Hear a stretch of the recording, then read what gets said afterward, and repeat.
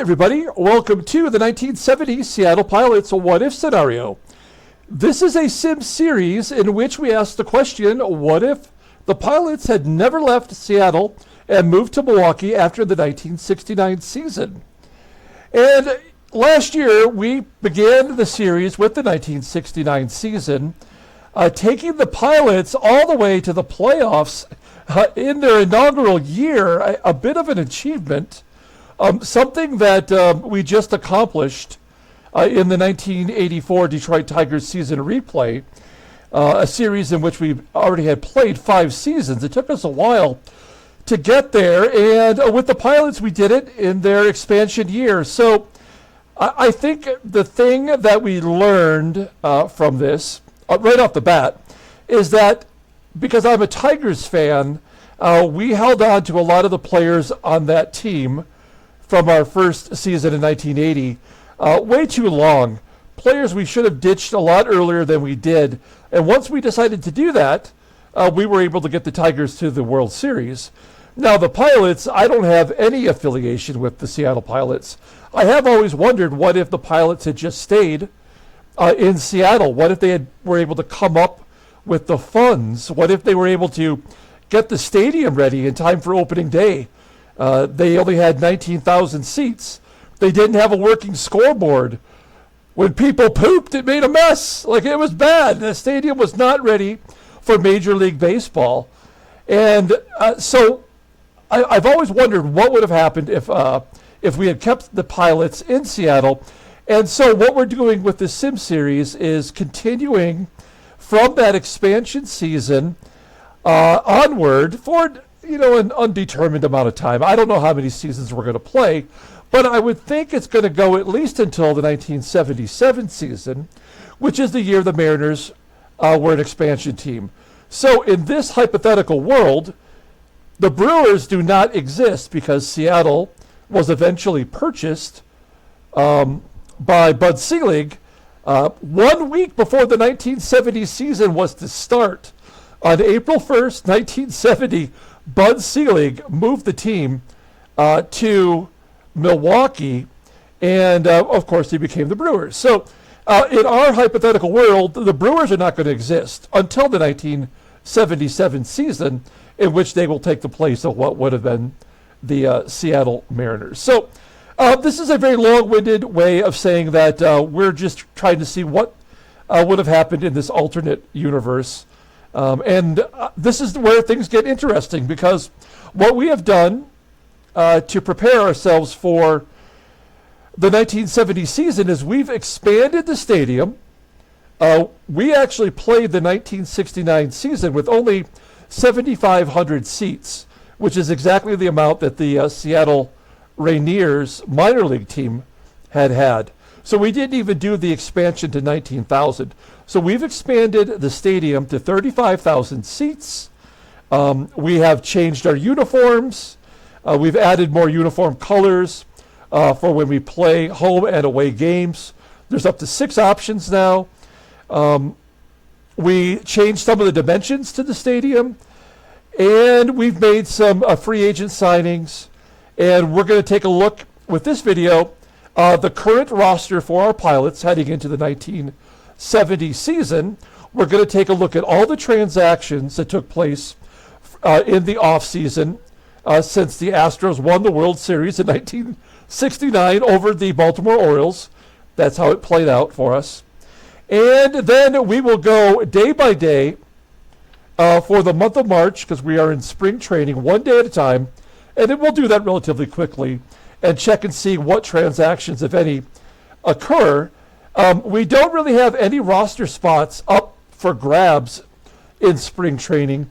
The way that I've designed this roster, which we'll take a look at here, starting with our batters, the way that I've designed this roster is that we are going to try to do more platooning with some of our players who are not what you would consider to be everyday players.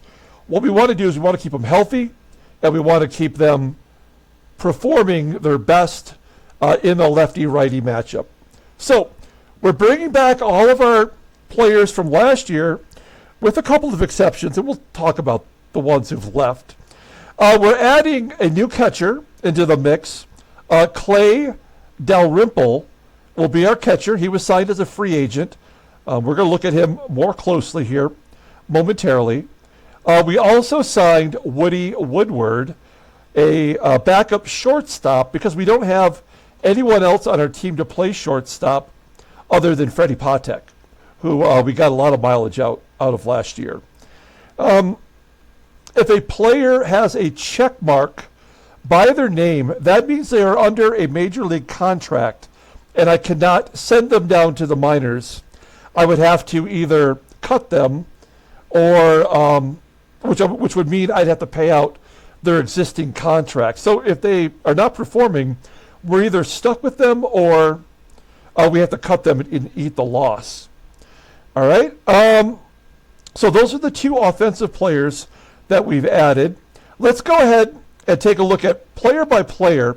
And if you're familiar with any of my sim series, whether it's the Detroit Lions series that I did, or it's the Detroit Tigers sim series that's ongoing, or this Seattle series, you know that I like to add cards, baseball cards, to represent the players.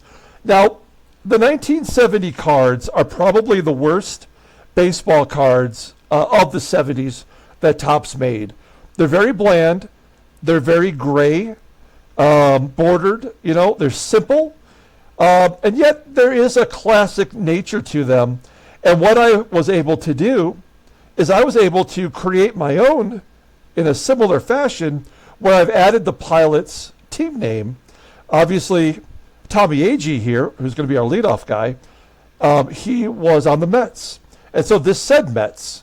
Now, because Bud Selig moved the team 1 week before the season started, the 1970 Topps cards were already made. So there are plenty of players that have actual Pilots cards for the 1970 season. There was a supplement created later in the year in which the Pilots had Milwaukee Brewers cards in their proper uniforms.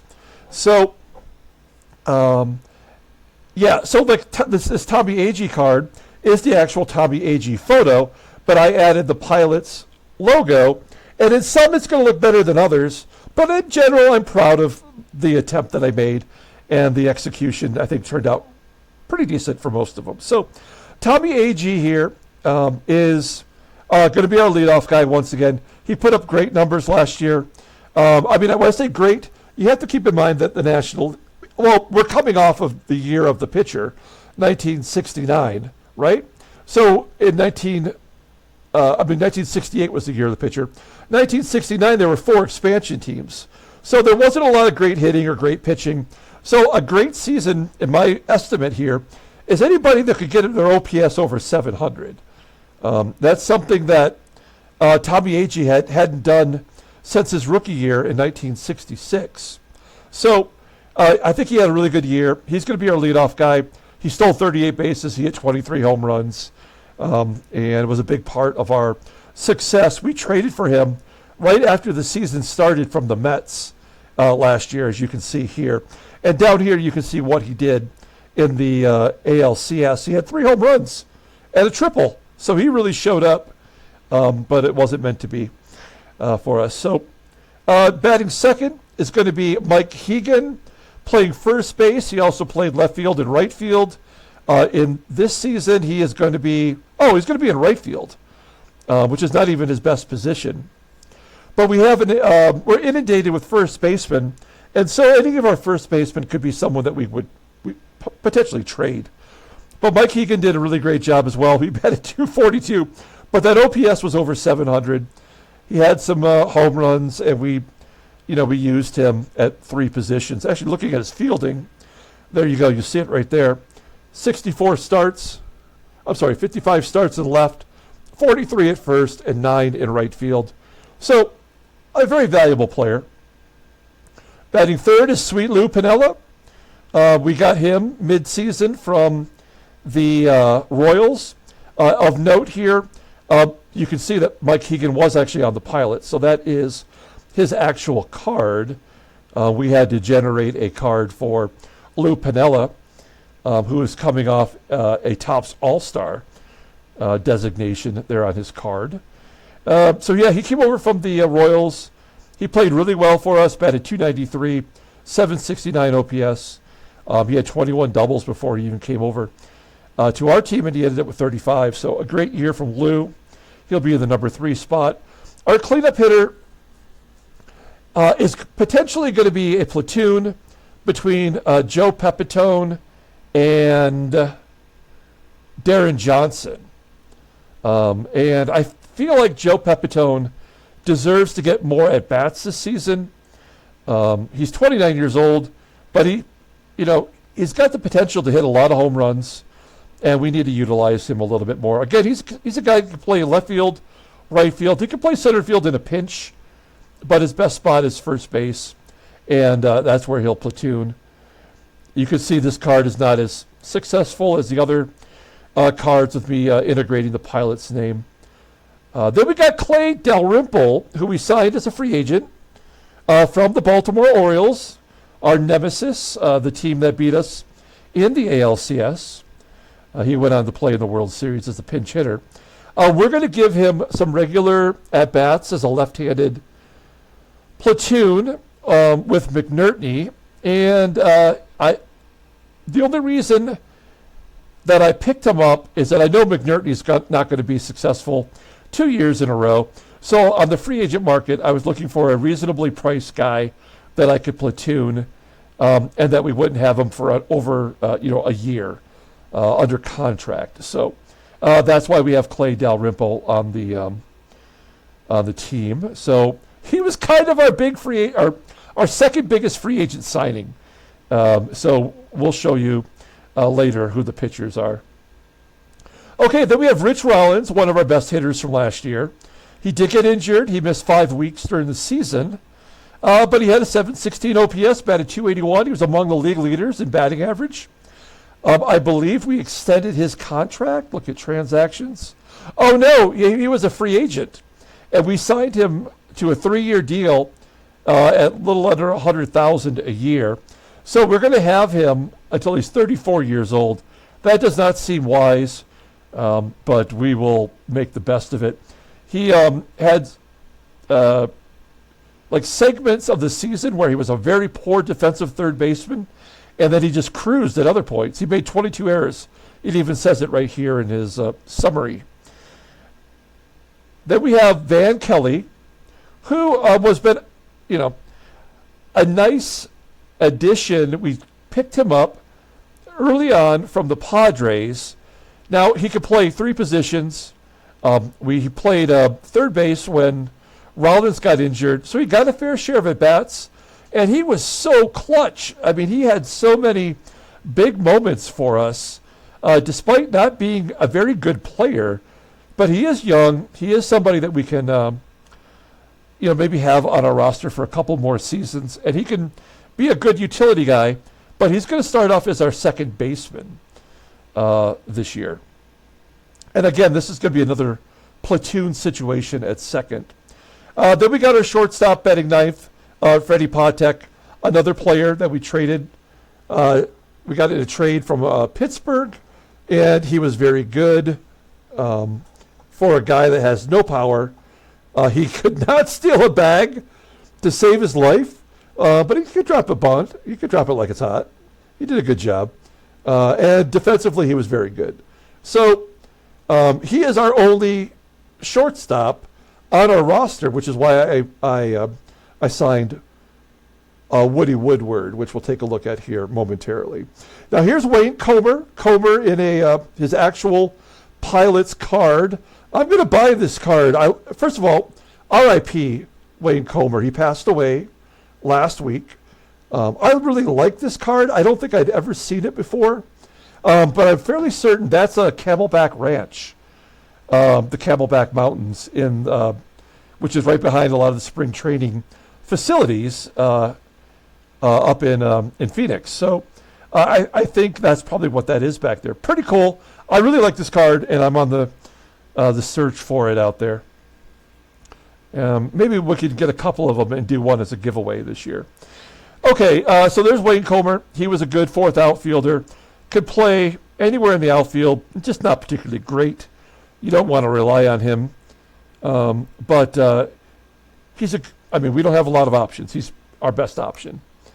Then we got Bill Robinson, a guy that did not get a lot of PT from us. We traded for him right before the trade deadline. I think we were having some injuries. He could play right field primarily.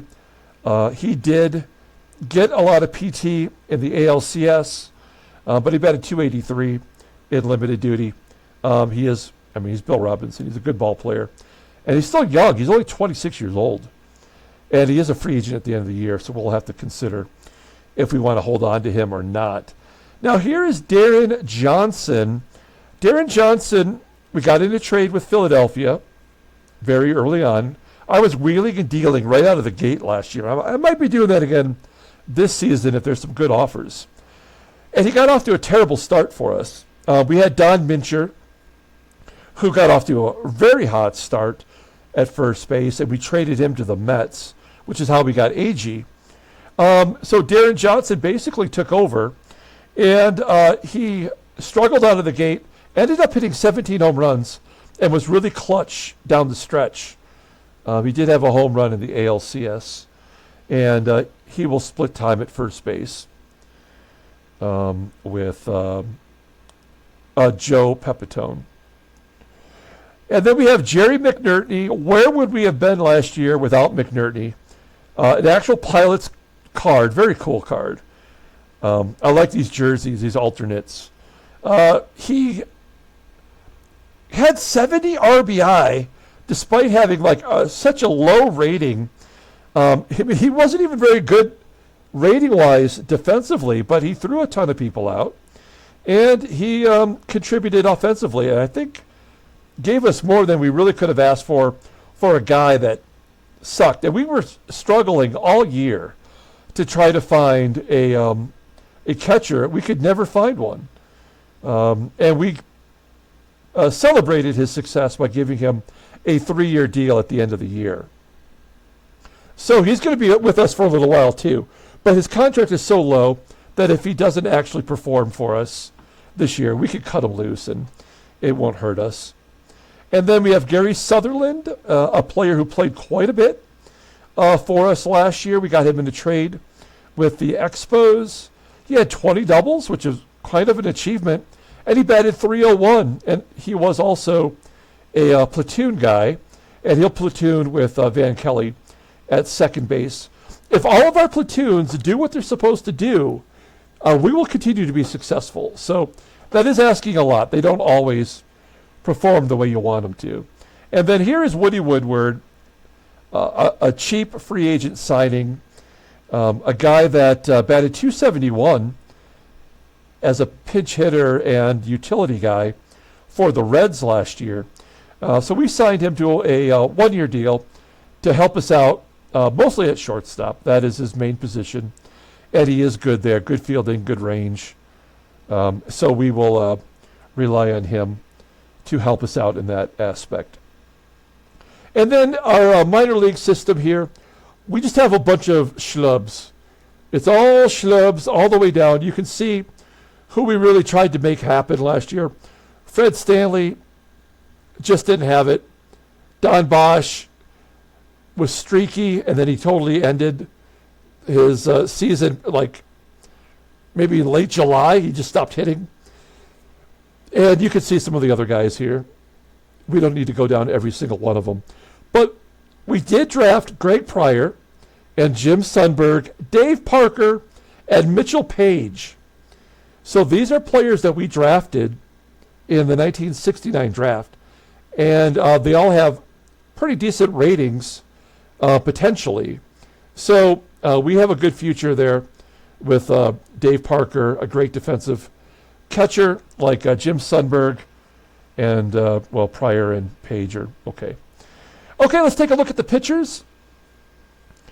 This is a rough one, guys. I don't know how we did it last year. We really did kind of piece together a rotation. In fact, Bob Meyer, we'll look at him momentarily, is going to be injured all the way through the month of April, basically. So he's going to miss all spring training and then like almost the entirety of April, and we'll put him right into the rotation. But we'll look at our ace of our staff. It's Gene Brabender, a player that we had in the bullpen to start the year. We finally gave him a shot after we traded away, was it Gary Ross, who threw a no-hitter for whatever team we sent him to the Phillies, maybe. I mean, we have it right here. No, it doesn't say. Never mind. So we had Gene Brabender, who went the furthest of any pitcher that we've had in the sim with a no-hitter. He went 8 1/3 innings before he gave up a hit last year. So close. But he was great. 13-4. I have no idea if he can repeat that type of a season. But he'll be in the rotation right from the beginning. Opponents batted 195 against him. He walked 110 batters, which is insane. 3 complete games, 3 shutouts. He doesn't have a fastball. But anyway, you get the picture. He's our staff ace, and we need him to be good this year as well. Here's Jerry Stevenson. This is a card that I found that was made by someone else, and I slapped the Pilots on there. Another addition to our rotation later in the year. He made 25 starts, 9-8. He put up some good numbers. We are going to rely on him to be strong in the number 2 spot. And then our big free agent signing is Dave Leonard. Oh, I got to update that. I will. My bad. We'll add that. Our big free agent signing was Dave Leonard from the Orioles. We didn't pay a lot for him, but we need him to be a top-notch pitcher for us. He went 6-6 in 13 starts. Was he injured? Just a couple of weeks last year. And actually, we didn't get him as a free agent. We traded for him from the Orioles. Anyway, he pitched really solid, and I'm hoping that he could use that changeup as an effective out pitch for us. He will be our number 3 starter out of the rotation. And then we have John Gelnar. Gelnar's just keeping the spot warm for Bob Meyer when he comes back. Gelnar did okay for us when we called upon him. You'll see that he didn't pitch a whole hell of a lot, 95 innings, but he was effective. And then a number 5 starting pitcher is Marty Party Patton, another pitcher that I think he made the most starts on our team, right? 34 starts, 1 game in relief. He went 9-16. He was not good, but we needed somebody to, eat the innings. So he came through every 5 days and put up some good numbers. Opponents batted 294 against him. That's not great. But he did control the walks. He only walked 44 batters. He gave up 21 home runs. Youch. Okay, then we'll look at our bullpen, and then we'll move on. Our closer was Mike Marshall. Marshall absolutely killed it for us. 42 saves, 5 blueys, 7-1 in relief, 73 games. Just a phenomenal year, and I will definitely pay him whatever he wants for arbitration this year. Then we got Skippy. He was our big prize in our giveaway. We had a Seattle Pilots autographed photo that we gave away at the end of the year. I think it was Thomas Day that won that prize. And it was a rookie year for him, and he was lights out. So good. Man, our bullpen was awesome. Then Denny Riddleberger. How do you like your burgers? Riddled with mad cow disease. That was a joke that I said pretty much every time he came in. This is not my finest work here, nor my finest comedy. But it works, as we have him represented in a Cleveland Indians uniform. And he did a good job for us. Next up is Diego Segui. We thought that he might be our closer at the beginning of the year, as he was in real life for the Pilots in '69. He was a part-time starter and a part-time closer, but not in the same game. He pitched with a 3.83 ERA.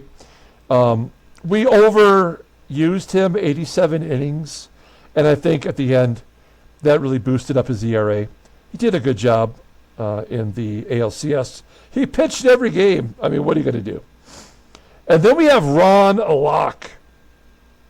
Ron Locke, another pitcher, a left-handed pitcher, that we just overused. We abused this guy. And what he just came through every time. Like, opponents batted 189 against him. ERA of 2.93. He is someone we're grateful to have. Here's Bruce Brubaker. This is a manufactured card that I found on the internet.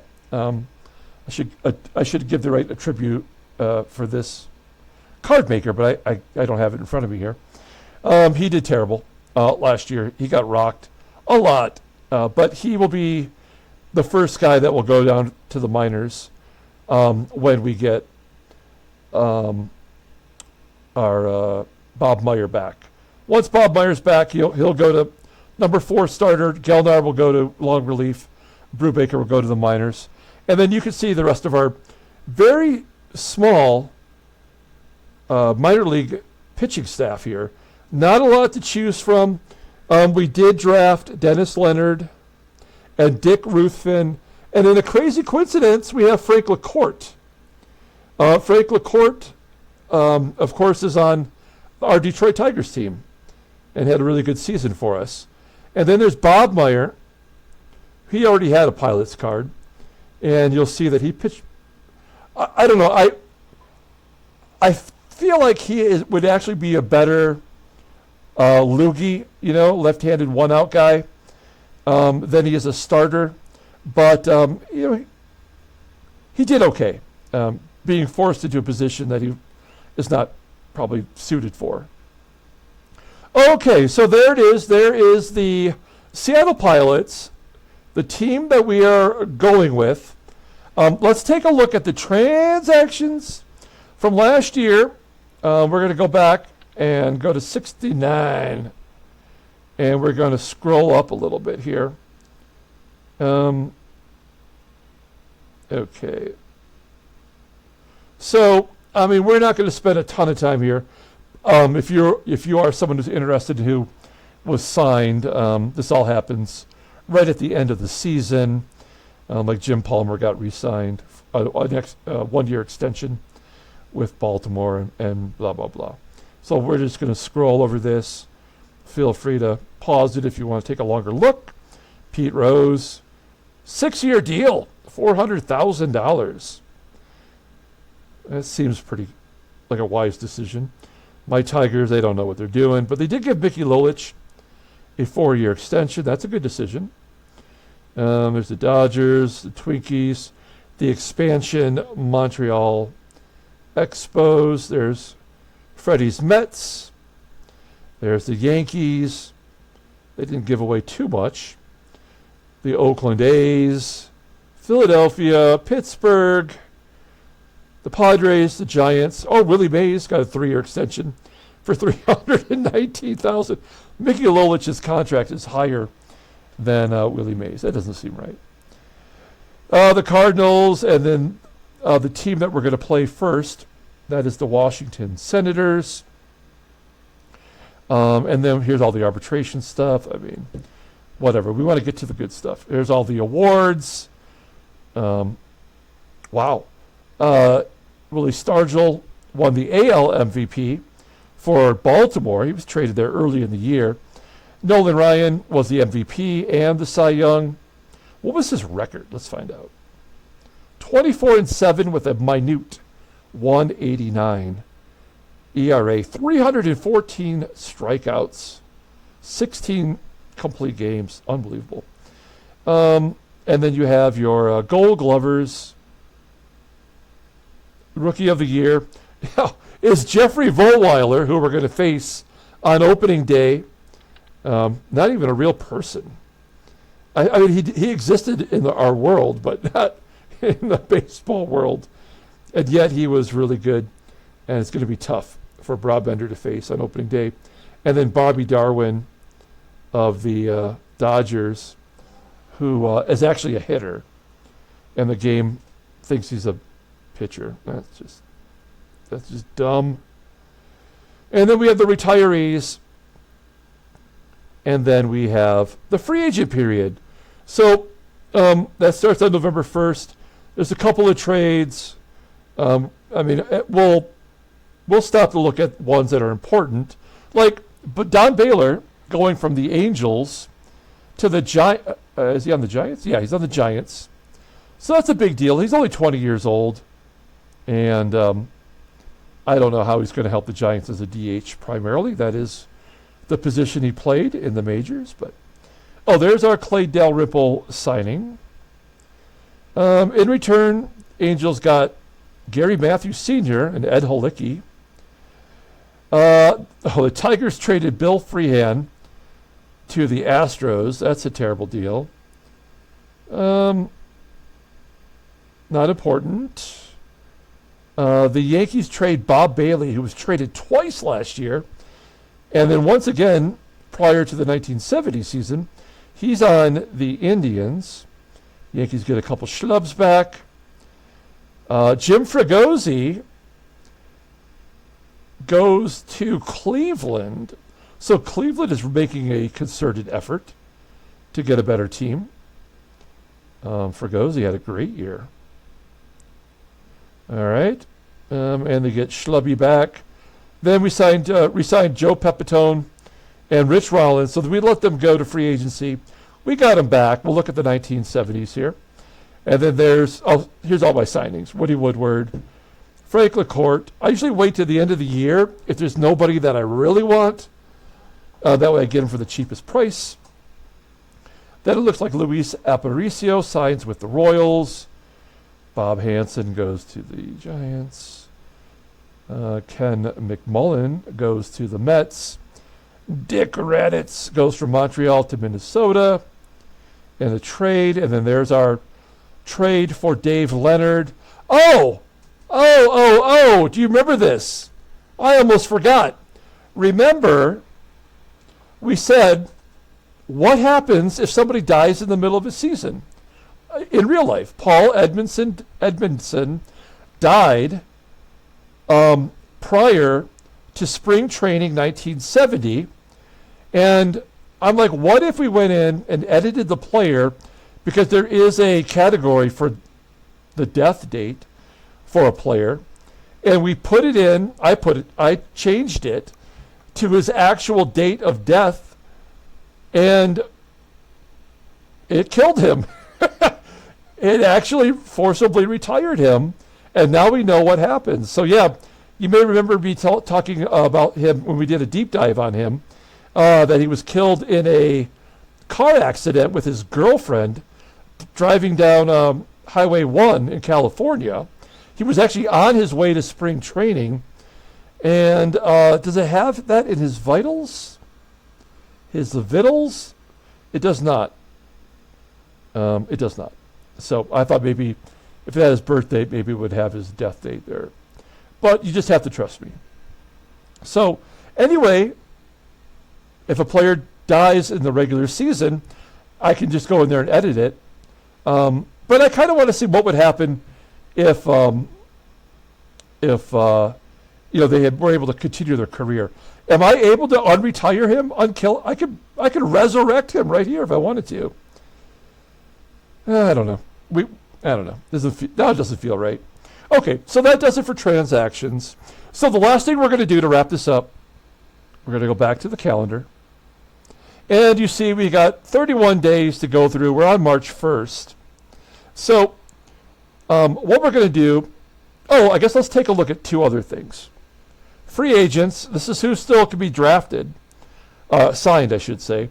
Ernie Banks is out there, but he's kind of at the end of his career. Jesus Alou, Fred Whitfield, and a lot of draft picks that didn't get drafted in the 1969 draft. And as far as pitchers go, there's just schlubs and players who did not get drafted. That's Fred Gladding. Anyway, so it is possible that these players will be signed here in the next month. So we'll keep our eye open for that. Also, if you're wondering who's in the draft this year, here are the players that will be in the 1970 draft. We got Fred Lynn, Mike Krukow, John Denny, Cy Young Award winner, Darrell Porter, heavy cocaine use, Jerry Hairston Sr., Dan Ford, Eric Rasmussen. We have Rick Langford, Doug Corbett, Joaquin Andahar, Roy Smalley Jr., right? Henry Cruz, Joe Sambito. There's Bump Wills. There's Dave Frost, Steve Henderson, Pat Zachary, Pete Vukovich, Bill Travers, Mickey Muller, Al Holland, Wayne Gross, Bumbo Rivera, Pete Lecoq. I Love Lamp, Warren Brewster. I guess we can.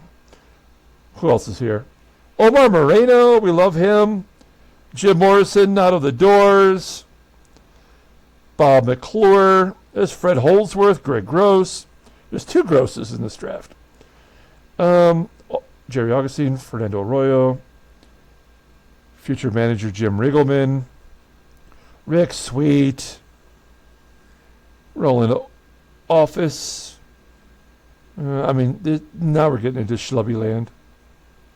The old schlubs. Yeah, there's a bunch. So obviously, Fred Lynn is probably the best hitter and the best pitcher. Tough call. John Denny? If he got drafted to a team that didn't suck like Cleveland, maybe he could have had a better career. He had to go to Philadelphia to get the Cy Young Award. We covered that in the 84 Tigers series. Okay. So what we're going to do, we're here in transactions. We're just going to play one day at a time and just see what transactions pop up each day that we sim. And then when we get to the end of March, it rolls over into April. And we do not actually play on opening day. Our opening day will take place on Saturday, the 2nd of April. And keep in mind, in real life, this was the day that the Pilots moved to Milwaukee. The season started a week later back then, right? But I'm just saying, pretty crazy. Okay, let's do this, and then we'll be wrapping it up here. We're going to play one day at a time. Oh, it's going to save for us, which is always nice. I'm going to grab a little drink of my coffee real quick. Talks amongst yourselves. Speaking of coffee, I have a new link. It is called Buy Me a Cup of Coffee. And I don't expect anyone to donate to my channel, for paying me for my entertainment. That's not what I'm about. But the Buy Me a Coffee is a nice little way to make a donation where you just show some appreciation if you like. Or because I do open sports cards on this channel, if you make a sizable donation from $15 to $30, I will buy a box of cards and open it, and I will send it to you, no charge for the shipping. So if you want that, I can have that entertainment here on my channel, so it helps my channel out. But I won't keep any of the cards. I'll just mail you whatever we open on the channel. I think that might be kind of fun. So anyway, it's called Buy Me a Cup of Coffee. The link is in the description below. Feel free to do that, and if not, it's okay too. No problem at all. So we started off here, March 1st. We already made that trade, and Paul Edmondson died. R.I.P. Edmondson. The Giants signed Jorge Rubio, who I believe the Yankees. The Yankees signed him for $1 million. And then they didn't even use him. And then they let him go at the end of the year. That one-year contract is up. And now Rubio goes to the Giants. And the Yankees will get a restricted draft pick at the end of the first round. Kind of stupid. That's just dumb.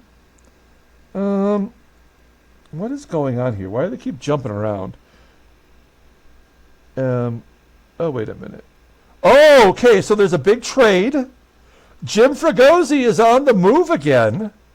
Now he's going from Cleveland back to L.A. to play for the Dodgers. So he never even... Well, what's Cleveland doing? I guess they're just trying to accrue better draft picks because they're going to get Bobby Valentine, who was an okay player, and a decent manager. That's the 1972 Topps card. In my opinion, the second best card style of the 70s. Maybe I'll do a video during this series where I just talk about the 70s top sports cards. That might be fun. Cleveland also gets Lee Lacy, an above-average outfielder during the 70s. So I guess that's a fair trade. I mean, they never got a chance to really even like Jim Fregosi. It looks like the Twins have given Rod Carew a contract extension for 4 years. The Yankees give Mel Stottlemyre a 5-year deal. Did he win an award? No. He was in the All-Star game, though. Okay, so that's day one. There was one signing, 2 extensions, and a trade, and a death. Okay, let's go ahead and play another day. Nothing. So injuries can happen here during spring training, so we're going to also just hope that none of our pilots get injured.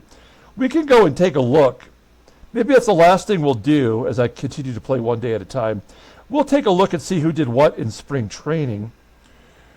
Okay, the Red Sox signed Yastrzemski for a 7-year deal at $575,000.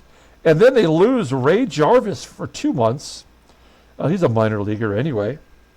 But we'll take a look at the pilot spring training numbers and see if there's anybody who deserves to get a spot over someone else that's already in our lineup. Who knows? Okay, keep it going. May 7th, another injury. Angel Mangual, 8 months. He's done for the year. He wasn't a rookie until the 72 season anyway. So the Pirates aren't really losing anything there, except for a year of service time. Okay. Moving on. Oh, Don Mincher. That's the former pilot that we traded to the Mets. He might be back in time. He'll be back in time for the season. You can see he got off to a hot start for us. And we traded him to the Mets for AG. And I think that worked out for both teams. That was a fair trade. Okay. Moving on. Save, save, save. What do we got going on here? Taking his time. Saving it up. There we go. One more day. We're up to the 10th. Oh, we got a trade. The White Sox are trading Bob Poppenlocker, closer. Oh, in a Pilot's card. That is so cool. So he was actually on the Pilots. I did, when I added these cards like months ago. So I've already kind of forgotten. I did the adjustments with the names like maybe about a month ago. But anyway, so Bob Locker going to the Dodgers. They're going to make a real run at it. And in return, the Dodgers are giving up Bill Buckner and his eyebrows. The weight of his eyebrows alone makes it tough to let him go, but they did. You'll see he's going over to the Sox. He's in Double-A. And also Doyle Alexander, big-time Tigers trade once for John Smoltz. Pardon me. I need the little drink here.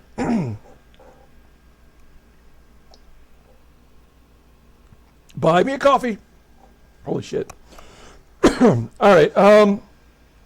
And so anyway, he's going to be a Dodgers reliever or a minor leaguer.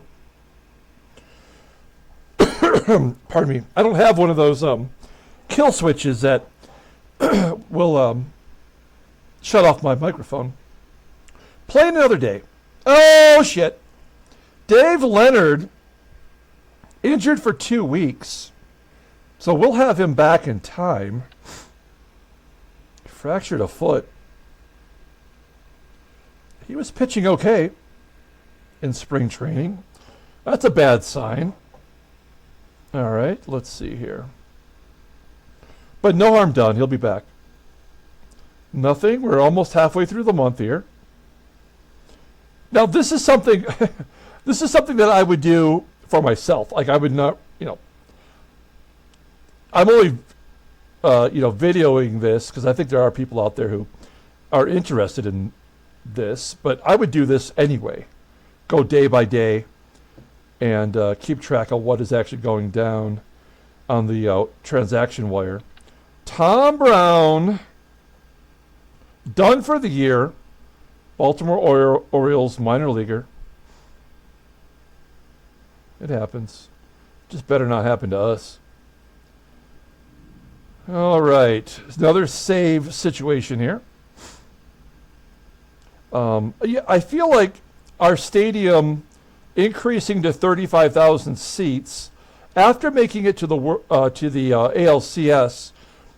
I tend to think we're going to make more money this year than we did last year.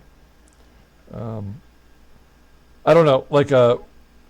We didn't have a lot of extra money to spend on free agents because we didn't earn a lot of revenue or create a lot of profit. We're up to the 18th here. But I think having more, more seats in the stands, maybe we'll bring in more players, more fans. Mike Wagner is going to miss half a year. And moving on. 4 months. And we're almost there. 21st. 22nd. Felix Mian is going to miss 4 weeks. For the Braves. He had a good year. Batted .290. All right. Now, unlike what I do in the Detroit Tigers sim, where I create my own algorithm, my own mathematical equation for the stadium effects, I am not doing that for the pilots. I basically came up with my own dimensions for the stadium, but I didn't do anything else beyond that. So I'll discuss when we get the season started what the stadium effects are for that stadium that I created. There's a trade. Rico Petrocelli, who was traded from Boston to San Francisco, is now back in the American League for the Orioles. That's a good deal. In return, they give up Danny Walton, who we just traded to Baltimore for Leonard, and he's on his way to the Giants. I hated to let him go. I feel like he could have been a good player for us, but we have very few players that were what would be considered bargaining chips, and he was one of them with his ratings being higher than most of our players. And we really needed a pitcher. Also, Paul Mitchell, he'll do your hair, and he'll pitch. He is going to the Gigantes. He's only 20 years old, and it's single A. Okay, moving on. March 24th, March 25th, March 26th, March 27th, March 28th, Milt Pappas is going to miss 3 months. So that is the second Braves player that's going to miss some time. He went 16-14 last year. This guy started pitching at age 17 in 1957. He's only 30 years old in 1970. That's crazy. All right. No Pappas. The 29th. Here's the 30th. One more save. And then we'll play one more day after that. And then we're ready to start the season tomorrow. Opening day in Washington, D.C. And I've already highlighted, as we finish the 31st. We got to play the 31st to get to the 1st. There we go. Okay, I've already highlighted the title card for opening day, and we'll pull that up here real quick. Take a look at this. This is what the title cards are going to look like this year. And because it's 1970 and the Topps cards are gray, I thought it would be more interesting to have a title card that looked like a newspaper, and maybe even somehow come up with a headline, or in this case, it's a below a near the fold headline that will tell a little bit about one of the teams. And so this one says that it's opening day, that President Nixon is throwing out the first pitch. He was the president in 1970 through 1974, and so I think that might be fun and interesting. And every year I do one of these, I try to come up with something that's a little bit different. Okay, we're just going to do one thing real quick. We're going to just scoot through the players and look and see what they did during spring training. Like Tommy Agee did pretty much what you would expect him to do. He did not have any home runs. He only had one stolen base, but that's okay. The job is his. Mike Hegan batted .253. He had 4 home runs. Nice. Lou Piniella, a couple dongs, batted .330. He's ready for the regular season. Joe Pepitone, 1 home run, batted .255. Clay Dalrymple, batted .175. Why can we not get a catcher that can hit? I hope that changes. We got Rich Rahl. He's not a home run guy. Batted .267. We got Van Kelly, 2 home runs, batted .138. Youch. Freddie Patek, batted .215. That's not great. Wayne Comer, rest in peace. He had 3 home runs, batted .253. Bill Robinson, a couple dongs, .196. Darren Johnson, 3 home runs, batted .254. Jerry McNertney, no dong, .178. Oh, wow, our catchers are bad. Gary Sutherland, 21 hits in spring training. Save some for the regular season, man. 1 home run, batted .228, though. Got nearly 100 at-bats in spring training. Woody Woodward, 2 home runs, .241 batting average, despite having a 65 power. What about our catchers in AAA? John Bocabella. He had a home run, batted .260. I mean, he could. We just paid McNertney, but Bocabella, with his pilots there, might be the better option. And Merritt Ranu, batted .263, only 38 at bats. Duffy Dyer, batted .268. Yeah, our minor league catchers are better than our major league catchers. Okay, and pitching. Brabender, what? Oh, that was in the ALCS. Okay, so he pitched .217 ERA. Didn't get the win. Didn't get any wins. 29 innings pitched. That's fair. Jerry Stevenson, .423 ERA. I like that walk to strikeout ratio. Dave Leonard, he's back. He's healthy. Didn't pitch as much as we like, but he did have a .274 ERA. John Gelnar, .386 ERA. Marty Patton, .572. Marshall, good. Lockwood, good. Riddleberger, good. Pardon me. Diego Siggy, good. Locke good, Brubaker not good. Okay. My voice is gone, so I apologize. But that's going to wrap it up. We're going to come back tomorrow and get game one going of the 1970 Seattle Pilots what-if scenario. Tune in tomorrow. We'll get the season kicked off. Until then, everyone, have a great day.